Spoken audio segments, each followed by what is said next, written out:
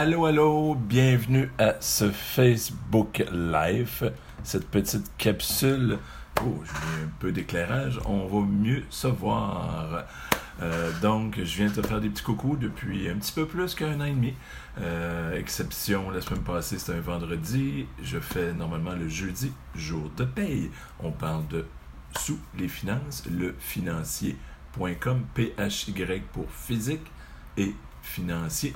Donc, on vulgarise, on fait un amalgame de ces deux mots-là et ça donne un côté, ça vient un peu de donner le son de cloche que j'aime beaucoup vulgariser, enseigner les finances. Mon nom est Frédéric, si tu ne me connais pas déjà, bienvenue. Si c'est la première fois que tu viens me rendre visite avec ces petites capsules vidéo. Aujourd'hui, j'ai mis comme titre c'est pas de ta faute, c'est la faute du système. J'espère que je ne lèverai pas trop de... Ben oui, j'espère, quelque part. Pas trop, mais oui, c'est des points d'interrogation. Et j'explique un peu le fond de la pensée de cette question. C'est même pas une question, c'est une affirmation. Et je vais la décortiquer un petit peu pour t'amener à voir mon point de vue, qui est peut-être différent de d'autres. Chacun a son interprétation. La mienne... ça fait plusieurs années, bac en finance. J'ai écrit un livre, tu pourras aller voir ça sur mon site internet lefinancier.com. J'ai même écrit 2 livres, un sur la gestion du temps et élaboration d'objectifs. C'est mon dernier bébé d'il y a 1 an. Et en 2014, c'était plus le côté des sous. Donc, je m'y connais un peu. Je peux pas dire que je suis le plus hot des hot à travers la planète Terre. Mais je pense que j'ai une très, très, très bonne base et j'aime aller chercher de l'information dans mon livre, exemple, comment régler les dettes.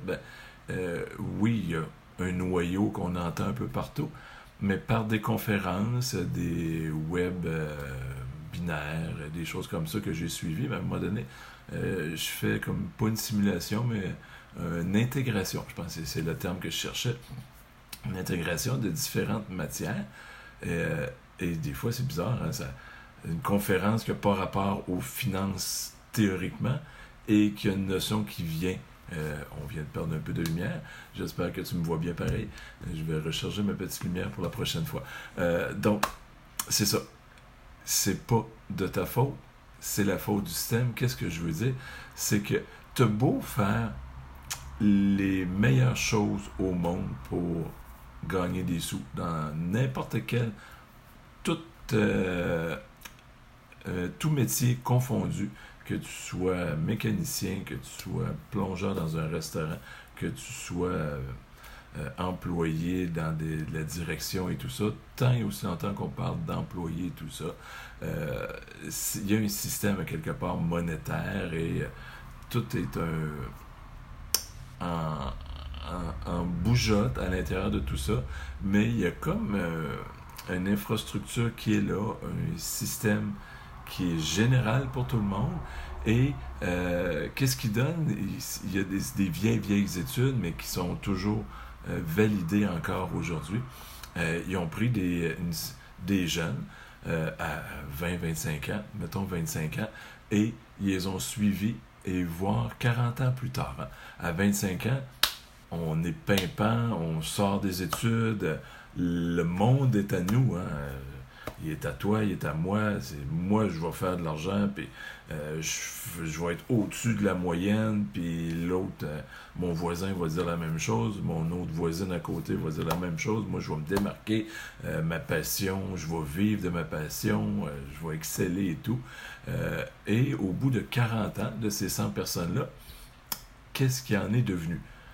Premièrement, il y a à peu près le tiers, 35, 36 à peu près, les statistiques que moi j'ai vues il y a plusieurs années, mais ça a très peu varié là-dedans. Il y a un 36% qui n'existe plus. De 25 à 65, il y en a déjà un petit peu plus qu'un tiers qui n'ont pas le privilège de vieillir, vivre une retraite. Et encore là, retraite, on met un âge, mais quelqu'un à 40 ans qui gagne 20 millions à la loterie, hasard, il peut dire j'arrête de travailler, je prends ma retraite. Hein? Retraite veut dire j'ai assez de sous, j'ai assez d'entrée d'argent pour me payer un toit, de la nourriture, des vêtements et me payer des activités que j'aime. Donc, il y en a un peu plus qu'un tiers qui n'est plus là. 54% de la population, la statistique dit que vivent au crochet de la société. Donc, autant toi, moi, si on reste dans ce système-là, on a plus qu'une chance sur deux, de vivre au crochet de la société. Image vite comme ça, on voit de plus en plus des grands-parents revenir sur le marché du travail. Pas certain que, je sais pas moi, un grand-parent à 35, 40 ans, 45, 50, peu importe l'âge, dans sa vision, dire ma retraite, je la prends aux environs 65, je vais revenir à 70, même pas par plaisir, je vais peut-être sortir la petite excuse de merde. Je dis ça souvent à mes enfants de plus en plus quand ils me sortent des excuses de merde. Dire « Oh, je veux voir du monde, je veux sortir de chez moi. » Bien souvent, à 70 ans, si tu es obligé d'aller travailler comme tu faisais avant, il y a un manque d'argent quelque part. Parce que si tu avais de l'argent, ben, tu ferais des activités, aller jouer au golf, faire des voyages. Aller jouer au golf dans le sud quand c'est l'hiver ici au Québec. Aller faire d'autres voyages, visiter le monde. Je parle là, depuis quelques jours, les 7 merveilles du monde. Ce serait le fun de les visiter. S'ils ont cette étampe-là, merveille du monde, ben, pourquoi ne pas aller s'imprégner de l'énergie alentour de cette merveille-là? Idée comme ça. Donc, plus de la moitié, un tiers mort, plus de la moitié au crochet de la société, il reste 10% là, dans les calculs. Il y a un 5% qui travaille toujours. Donc, c'est ceux qui sont en haut. Là. J'en parle un petit peu peut-être dans 54, mais 54, ce qui est là-dedans, c'est que les gens ne veulent pas, ne retournent pas travailler et peut-être jouent un petit peu à la victimite. « Ah, la société est comme ci, la société est comme ça, on peut rien y faire. On achète des billets de loterie au cas où ma chance tomberait et blablabla. » Des petites excuses qui sortent comme ça. Donc, 5% travaillent toujours. 4% est dit dans les statistiques financièrement indépendantes. Donc, ils sont à l'aise. Et il reste un petit 1%. Donc, sur 100 personnes à 25 ans, il y a une personne qui est riche. Et pourtant, pas tout le monde à 25 ans, c'est vrai.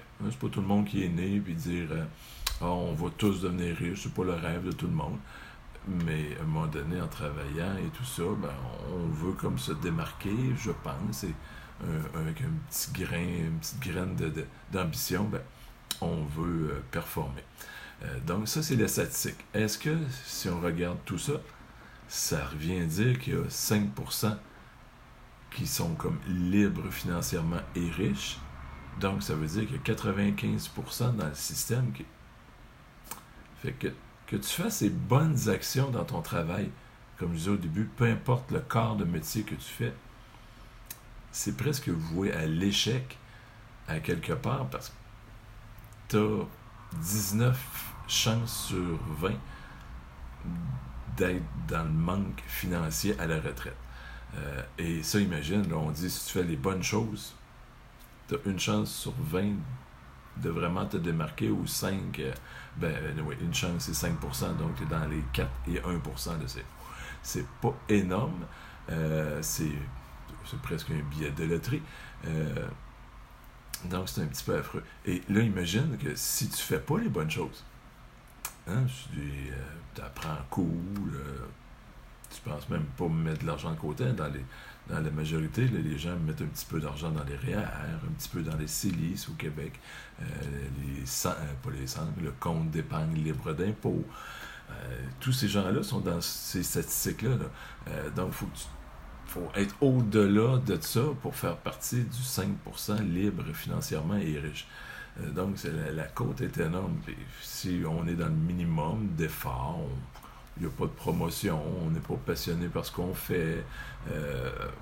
Le boss, on s'en fout, mais le boss, s'il l'entend pas par l'énergie, par le travail que les gens font, le centre, donc il n'y a pas de promotion, les augmentations de salaire, j'en ai parlé il y a quelques temps, le taux d'inflation, ben, les salaires, on ne bat même pas le taux d'inflation, donc on perd tout le temps, tout le temps, tout le temps.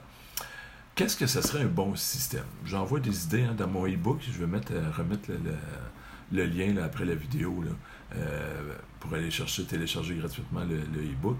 Je parle de 4 sources de revenus qui est au-delà que de travailler pour un employeur. On parle de Internet. Donc, c'est sûr que ça prend certaines connaissances, autant techniques à l'Internet, autant avoir le produit qui fonctionne bien, avoir le marketing. Donc, c'est une entreprise en arrière de tout ça. Donc, ça, c'est plausible. On peut parler de la bourse. Les gens qui disent, mais pour jouer à la bourse, ça prend beaucoup d'argent, et de un. Et de deux, ça prend beaucoup de connaissances. Et il y a, je pense, ce côté psychologique. C'est pas donné à tout le monde de performer à la bourse parce qu'on a des... il y a deux émotions qui fait que quand c'est bas, souvent on devrait acheter, mais les gens ils vendent. Et quand c'est haut, la folie est là, on agite, puis ça redescend. Il y a comme les deux émotions, les peurs à l'intérieur de ça. Donc c'est pas facile, il faut gérer beaucoup les émotions à l'intérieur de ça. C'est une école en tant que telle. J'ai parlé de immobilier, c'est un autre principe. Il faut avoir un peu de capital, acheter du tangible, une bâtisse, avec un gros gros pourcentage d'emprunt pour avoir quelque chose qui va rapporter des revenus, gérer ça, gérer le côté humain, relationnel avec les locataires. Ça se fait. Il y a des gens qui performent là-dedans vraiment bien, tout ça. Et il y a l'autre côté, les micro-franchises. De plus en plus, on entend parler. Ce qui est intéressant à l'intérieur de ça, souvent, c'est que oui, on peut réussir. Les statistiques ne sont pas fortes, malheureusement, là-dedans, mais si c'est bien fait, bien bâti, avec des bons coachs et tout ça, on peut réussir à tirer son épingle du jeu de notre vivant. Et de un, moi, une chose que je trouve bien intéressante, c'est que on peut léguer ce qu'on a bâti à l'intérieur de ça.